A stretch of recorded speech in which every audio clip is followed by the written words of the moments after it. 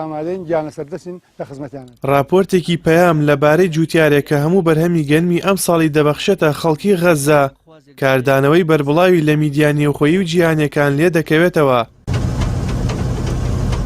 راپۆرتەکە لەسەر جوتیارێکی خەڵکی گەرمیانە و ناوی محەممەد مەدحەتە بڕیار دەدات تەواوی بەرهەمی زەویەکەی لە گەرمی ئەم ساڵ کە 35 دۆنمە بەبێ هیچ بەرامبەر و لێکەمکردنەوەیەک ببەخشێتە خەڵکی لێقەوماوانی غەزە.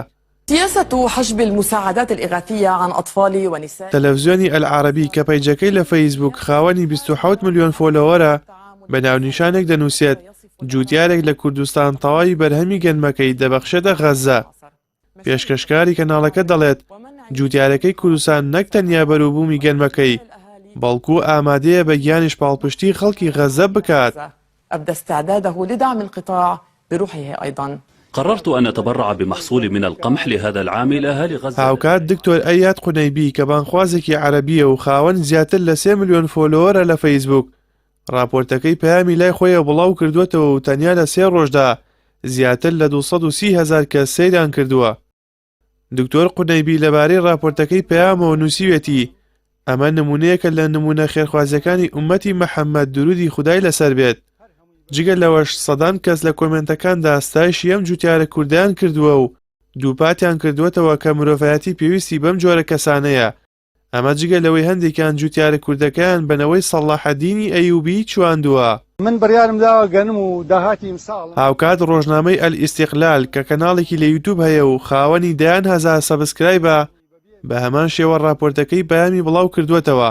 بینەرانیش ستایشێکی زۆری جوتیارە کوردەکەیان کردووە. جماعة الخير شوفوا هذا الكردي تبرع ب 35 دونة من محصوله السنوي للحنطة.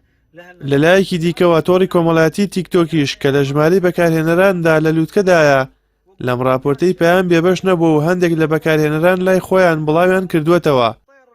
حوسین فەلاح کە تیکتۆکەرێکی عەرەبە ئەم ڤیدیۆی لای خۆی بڵاو کردوێتەوە و دەیان هەزار کەس سەیران کردووە و لایکیان کردووە. حوسێن بە کورتە ڤیدیۆیەکی خۆی قسە لەسەر ئەم راپۆرتە دەکات و دەڵێت بەخشین لەو کەسەوە دێت کە لە هەژاری ناترسێت.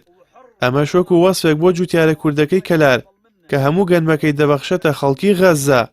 بە هەمان شێوە هەر لە تیکتۆک چەندین تیکتۆکەری دیکە راپۆرتەکەی پەیامیان بڵاو کردوێتەوە. هاوکات جگە لە میدیا جیهانیەکان لە ناو کوردیشتا بەتایبەت تۆڕە کۆمەڵایەتیەکان ئەم راپۆرتەی پەیام کاردانەوەی گەورەی بەدوای خۆیدا هێناوە و خەڵکی زۆر ستایشی هەڵوێستی جوتیارەکەی گەرمیان دەکەن و لە خودداش دەپاڕێنەوە زۆر بە زیاتر پاداشتی بداتەوە. ئیتر ئێمە لێرە ئەومان پێکرێ لە هەر حاڵەتێکی ترشا هەرچی تر لە کولی حالەتی حەدیث ئەو کاتە ئامادەین گیانە سەردەچین لە خزمەتیانە.